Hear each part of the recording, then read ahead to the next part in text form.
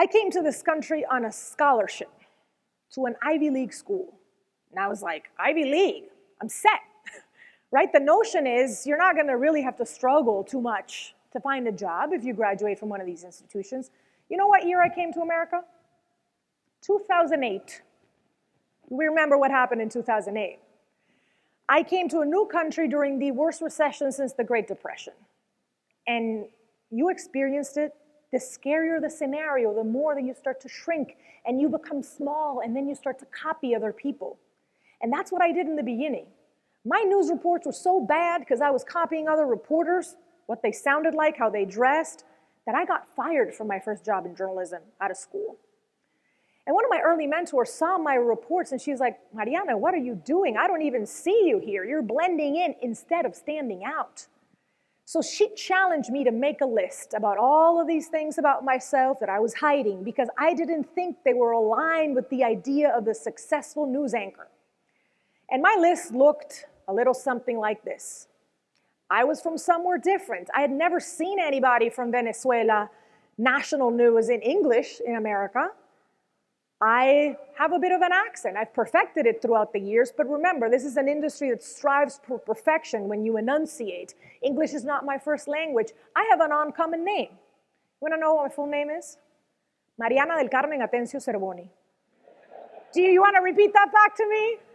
I didn't mean to put you on the spot, but yeah, I went to this woman and I was like, what am I supposed to do with this? This is my identity. I can't hide any of this or change it. She said, you don't have to change it. You have to flip the script. How can you turn these things that you don't really love about yourself into competitive advantages? So the fact that I came from somewhere different means, hey, I can tap into this community that I know better than most people. Think about how this applies to you. How can you use that small town where you come from, that unique background, that family experience to tap into a customer base that you know like the back of your hand?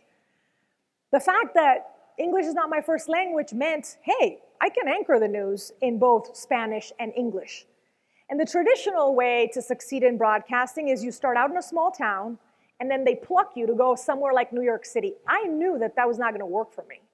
So I doubled down in Spanish language. I climbed my way up on Univision and then crossed over to NBC News, and it worked. It was non-traditional, but it worked because it was based on what made me different. And then that name, wow. In the beginning, I used to hold onto the mic and say, good evening, folks. We have a very busy day of news ahead. This is Mariana coming to you live. Who the heck is Mariana? Because it's not this girl. It took me 10 years of feeling like a fake imposter syndrome, like I didn't belong, to finally grab onto that mic and say, this is Mariana coming to you live. Nobody forgot that on television because it became about something so much bigger than me. It became about so many people who have felt different. Think about it. This is universal to all of us. Since we were little kids in the playground, at some point in your life, you have felt different. Looking at me and saying, well, she made it. And she didn't have to change who she was. Think about all of you as you're leading in your businesses. Think about the people, the guests that come to your spaces and the people who work with you to say, wow, he made it, she didn't have to change who she was. That's how you create space for other people. So how can you take the things that make you different and turn them into traits that make you special? How can you do that? Well, I told you that I have traveled the world and I have covered devastation, mass shootings, earthquakes, hurricanes. I've conducted over 5,000 interviews in the course of 10 years of work. And I started asking myself, what can I learn from this? Why do some people stay grounded in a crisis and thrive? Why do others succumb to despair? And I poured all of that into the authentic leadership formula.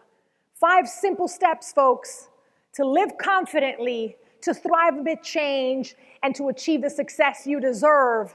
We're going to start doing it right now. It begins with identifying your uniqueness. So just like I made my list, I want you to start thinking about what I call the ingredients to your secret sauce. I keynote at some of the top companies in the world, and top executives have not even taken 2 minutes to think about, what is it that I bring to the table? And it's not about being perfect. All of these ideas of what the successful CEO or gym owner looks like, that has no space in this room.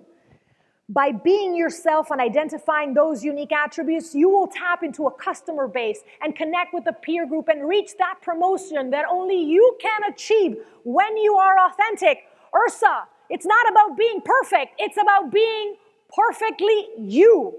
So now, you're going to fill out your card. You're going to do this digitally. I want everybody, take your phones out. I don't want to see email. I don't want to see social media. I'm going to be quizzing you on this later. So we're going to take 2 minutes. Take out your phones. I want you to pull up notes on your phone, any other application. You can send a text message to yourself. You're going to write 3 things that make you not perfect, but perfectly you. We're going to give you 2 minutes to do this, and I actually, because I don't want you talking to each other, production, I think George is in production. George, can you give me some music for them to focus for the timer? Okay, guys, time is up. Let's see if we can start this timer on 2. Yeah, all right. Write down family background. Is there a challenge you have overcome? You have overcome, or you're dealing with a mental health issue. You're a single parent. You are a good listener. You are the first in your family to be in the fitness and wellness space. You're the first in your family to go to college. You have an accent. You speak another language. Put it on that note. What makes you not perfect, but perfectly you? Ursa, this seems very simple, but the results are amazing. Believe me, I've taken this exercise from Microsoft all the way to the United Nations. We are so ready to analyze numbers and performance in other people, but we have not analyzed ourselves in this way. So think about 3 things. I'm actually going to do this exercise myself right now as well. This, what you just wrote down, is not meant to be hidden. This is meant to be shouted from the rooftops. This is meant to be celebrated every single day. This is your biggest gift that you have to offer the world. So in order to honor that gift, can we all turn the flashlights of our phone on? Can we do that right now? Because I want to see, oh my God, yes. This is your unique light, everybody. Don't dim it for anyone or anything. Burn bright. Look at all these Ursa lights. This is our community. This is incredible. Burn bright, Ursa. I need you to burn bright. Don't dim it for anybody, especially not for imposter syndrome. All right, you can bring your phones down. Guys, you are a great crowd.